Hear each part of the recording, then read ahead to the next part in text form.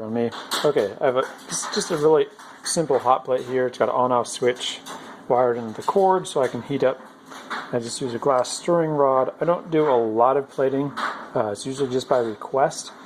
So I'm usually just doing one piece at a time.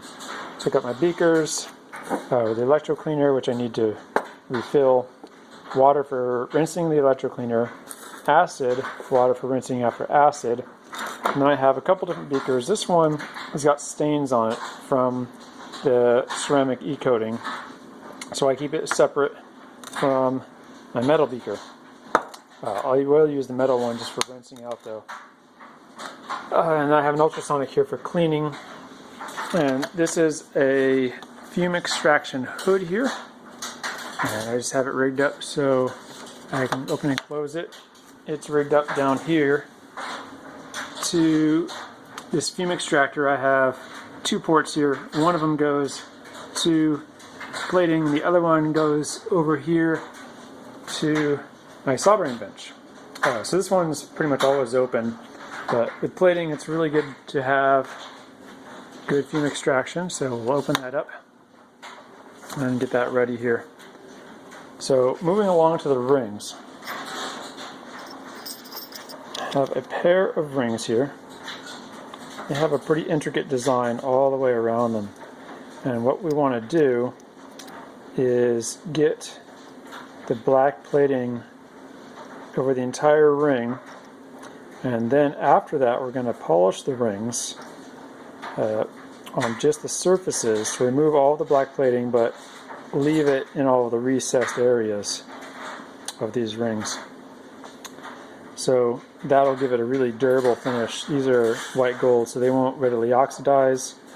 And occasionally I'll use this product, but it doesn't leave a highly consistent finish. It tends to want to bunch up in the corners. So first thing I want to do is put these under my microscope and make sure I've got all of the little polishing pins out of them. I need to look for little air bubbles where there might be a little piece of metal like right there by my fingernail, and I need to cut that out with either a burr or a graver so that any metal working I'm going to be doing down in the recessed areas has to be taken care of before I do the plating, so I don't have to replate afterwards.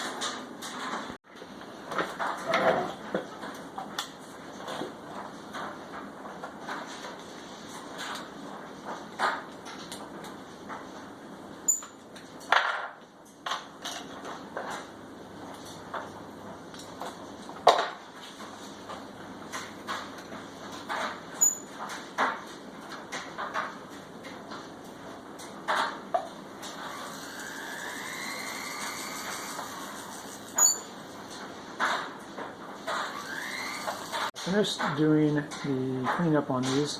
While I was working on them, I noticed there was just a little pit on this one right here at the edge. So I'm going to take it over to the welder, get that filled in real fast. I want to make sure I'm not doing any extra work on these, and not more than I have to after the plating goes on, because it's just a chance you can mess up the plating.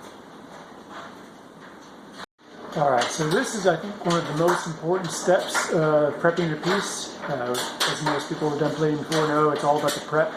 If you don't have a properly prepared surface, the plating's not going to adhere, you might get discoloration. So I use a media blaster I'm using glass beads in these. These are the medium to fine grit, and they will get inside here and they'll clean out any loose bits of metal. You might also take out any of the remaining investment from the casting that might be wedged in some of the crevices. And they'll also provide a nice uniform matte surface, which is for these rings what I want. The surface you put on the ring will follow through to the surface finish of the plating. So if you have a glossy finish, you'll get a glossy plating and so on and so forth. So I'm going to put these in here, fire this up, and then get going. Alright, finished sandblasting the rings, and while I'm doing this process with these pair of rings, which I'm going to be sanding most of the black off of, I also am going to do another ring along the same time, so you can see how it works on a ring where you're not going to sand everything off. So I've got this ring here. It's sterling silver, and it's set with natural peridot. And so I'm going to do actually a similar finish. I'm going to put a matte finish on it in the bead blaster, and then just plate the entire thing as is, and then not polish anything off of it. So in order to get to that point, I've already polished this entire ring to about 600 grit, so it's done. I could just, sell this as is, but I'm going to put the black finish on it so we can see how that looks. What I like about the bead blasting prior to doing the plating is that at this point the rings are really clean. There's not any oil or residues or anything else on there. So I got my gloves on, and at this point it's gloves only handling for the rings up until we apply the plating. Another note on one reason why I chose the peridot over anything else is that I was able to put it through the sandblaster without affecting the stones at all. So now what I'm going to do is, because this leaves a significant amount of residue on the rings in terms of little bits of the sand or whatever media you're using, glass beads, I'm going to take them directly over to the steam cleaner and steam clean them, and then from that we're going to go right to plating. Steamer's already warmed up.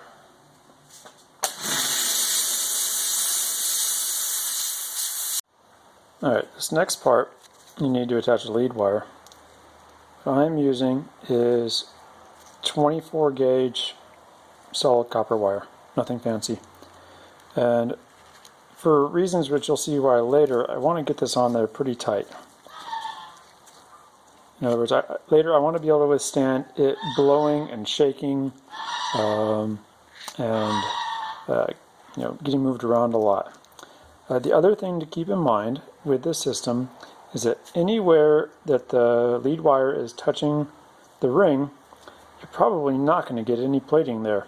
It will get rubbed off while you're removing the wire, or while it's getting air dried after the plating, or just because of the contact of the metal, the plating just won't adhere there because it's been blocked by the wire.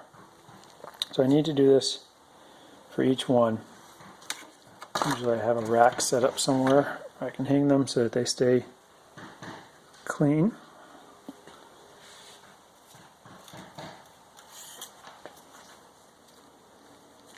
These particular rings, since it doesn't really matter if the plating is on the outside of the band or not, it doesn't really matter that the plating is going to get worn off in a couple of spots.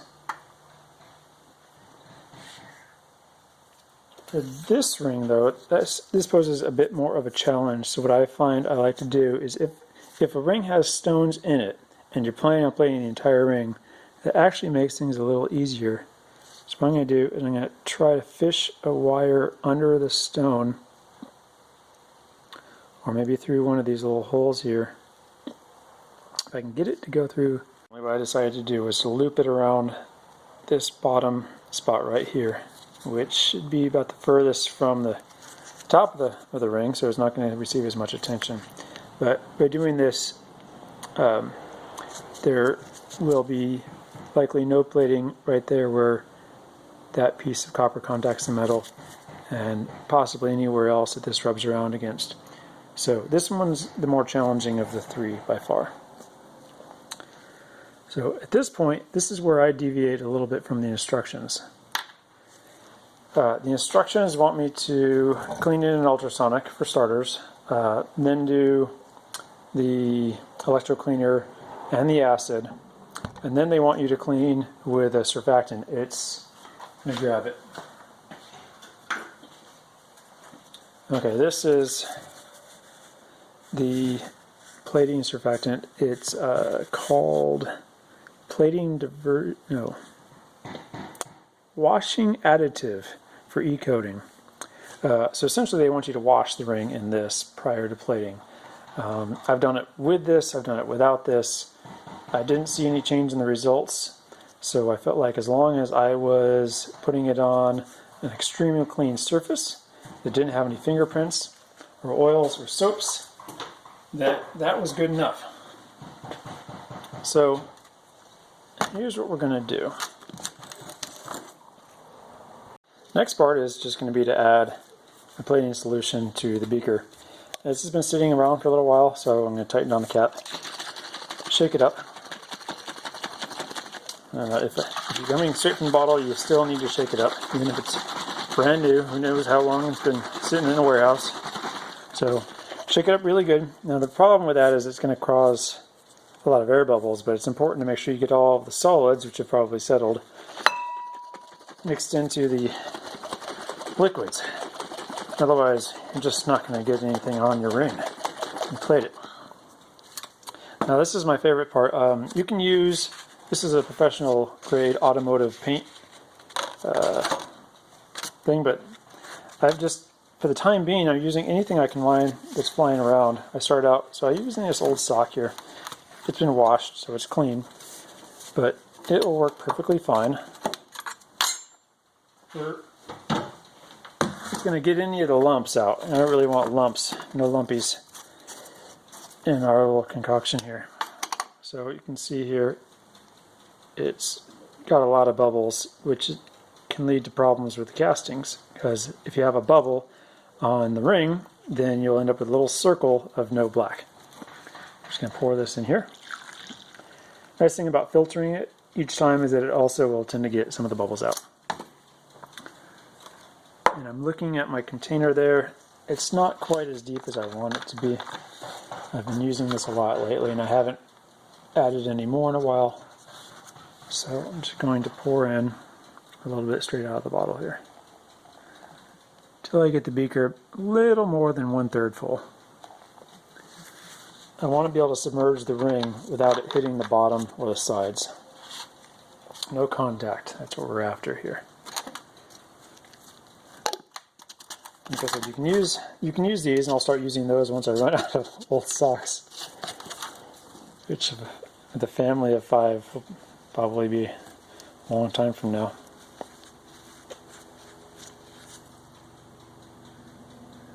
Just let that drain out.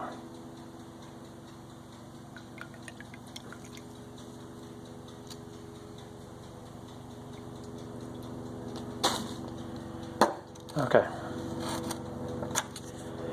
Using the recommended anode per the instructions, which I want to say is either nickel or steel. Let's find out real fast. Stainless steel, that's what's recommended. So before I get going too much further here, one thing you want to have sitting right on hand is a jug of distilled water. You don't want to use tap water to rinse, because that can leave mineral deposits, or hard water. Definitely no hard water. So I'm going to turn this on here. Make sure you can see that. Cranking the power all the way up as high as it'll go. Okay. Turn that off.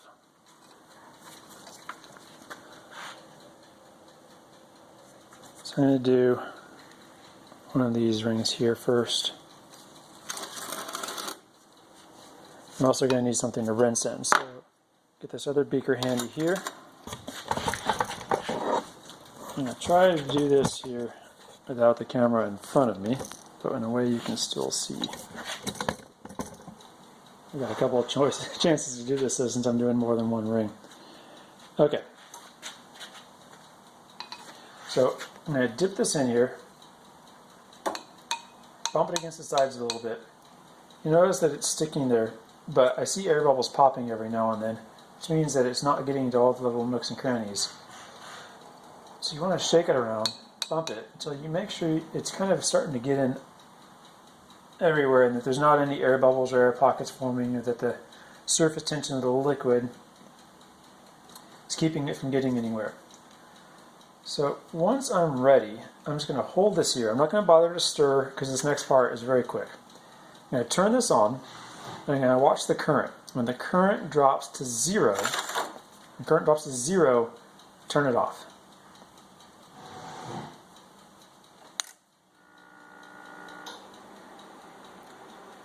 So I'm not moving it or shaking it, I'm just holding it still, watching the current. Because effectively, once the current drops to 0, that means the entire ring is plated and it's not able to pass any more current onto it. The bigger the ring is, the longer it takes. Make sure you wait for 0 though. If you have 0.1, you haven't gone long enough.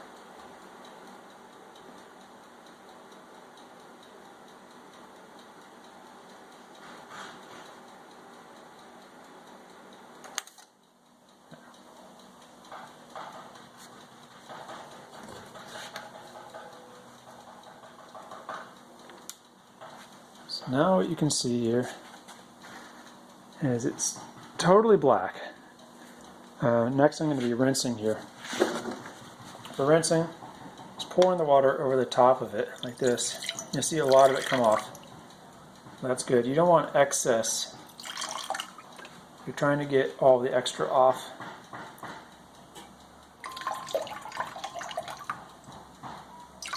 This is why having a tight thing here is kind of nice, because now in this ring I can turn it around. I can rinse all the different sides here.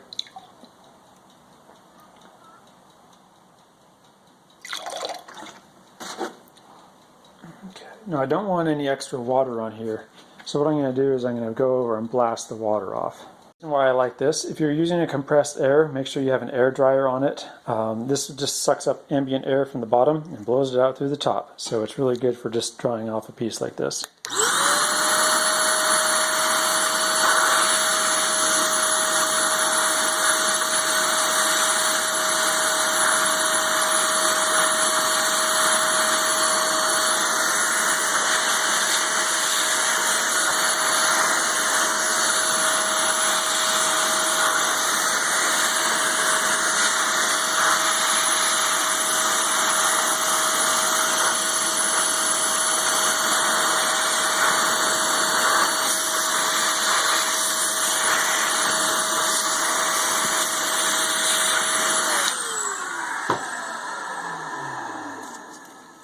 Okay, so here we are.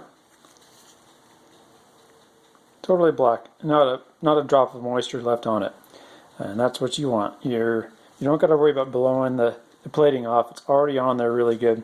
You can see that little spot there where the copper wire has already rubbed a little bit with the plating off, and that's what's going to happen with this type of system. I have not figured out a good workaround for that yet, other than to plan for it in advance. You are wondering, yes, my ventilation system is right here. I usually just position it right above the beaker. Luckily, this does not produce nearly as much fumes, or nearly the toxic fumes that something like rhodium would. So it's not nearly as much a concern, at least not this part. Later when we do the baking, that can make your shop pretty smelly, but we'll talk a little bit about that more here in a few minutes. Next I'm going to be plating this ring right here. Watch and see how that goes.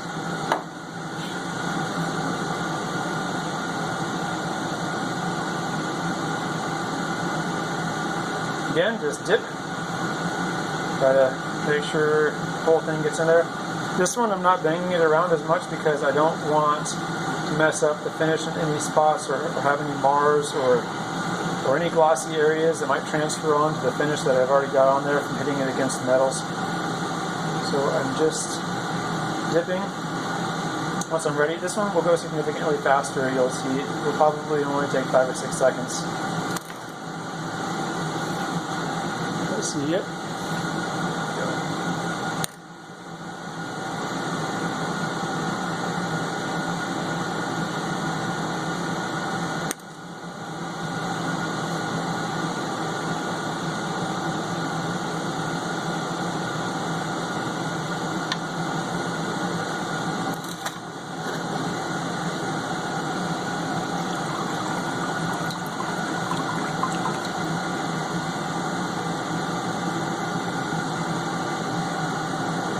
It's important to make sure the stones get properly rinsed off.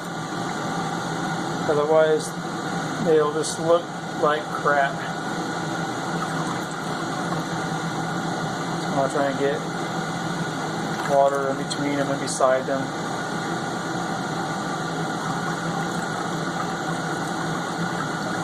You'll use a lot of distilled water with this plating system. I've already used about 2 cups plating 3 rings.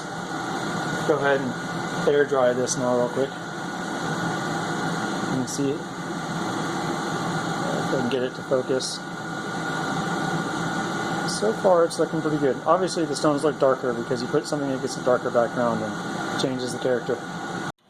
Alright, so about 10 minutes ago I waited over and I turned on this oven to start preheating it.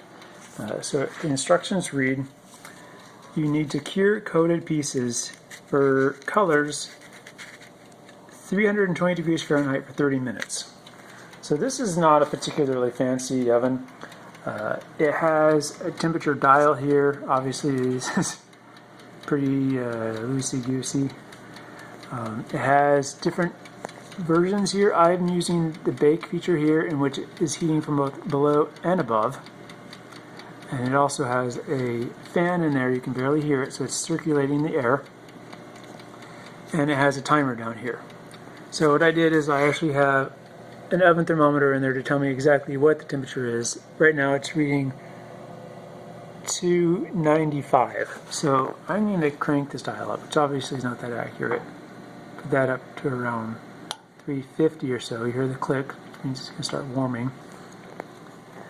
So this part is also fairly forgiving. They talk a little bit in the technical documents about needing a special oven, exact temperatures. I think the closer you can get, the better. But I've gotten pretty good results just using this. So I'm going to wait a few more minutes, and then I'm going to come over and I'm going to hang the pieces on this rack in here very carefully so that they don't touch anything. So I've left the lead wires on there. It's still minimal handling, gloves only. And try not to touch the actual pieces. Pieces hanging in there now. And I'm just going to set a timer on my phone for half an hour, and I'll come back and turn off the oven and let it slowly cool down. I just use a pair of cross-locking tweezers in order to get them in the oven without burning myself. Pretty simple. Now that they're in the oven and they start baking, it's going to create a fairly terrible smell. And it's not something I like to be around, so I usually plan on doing the plating as the last thing at the end of the day, so I can come back in the morning or go out of the shop, do something for a half hour and come back in. But I like to be able to air out the shop while I'm doing this, which is one advantage to having a shop in a garage, is it's not bothering anybody except for me, and I can open up the big door and flush out the air pretty quickly once I'm all done. But just keep that in mind, especially when you do your first batch. If you're working in a retail store, you might need to create a separate hood to collect the fumes from the plating, or if you're working in a bedroom in your own home, plan on closing the door and opening a window, having an extraction fan of some kind, because it does get pretty smelly, and if you hang out around too long, it'll probably give you a bit of a headache. Baking now for half hour. Temperature never really got above 305, so I actually left it in here for a tad longer. And what I'm going to do is just go ahead and crank this timer off here.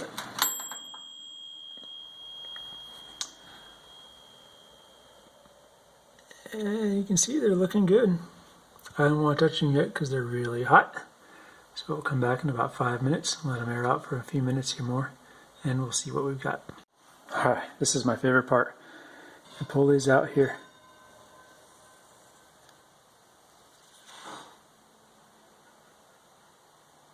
And take a look. At this point, everything is cured, so look quite nice. Out here. Try not to drop them, especially this one.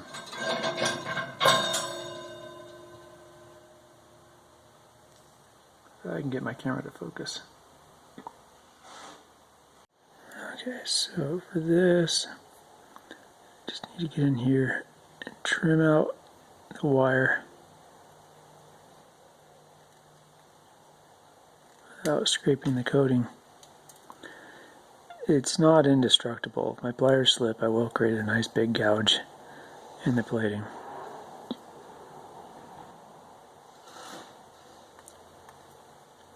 So, trying to be extra careful here.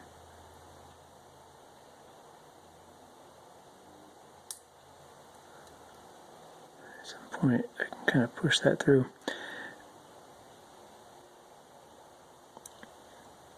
Grab it from the other side.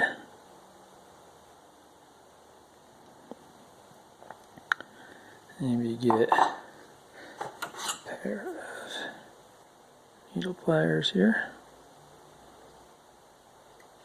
Okay.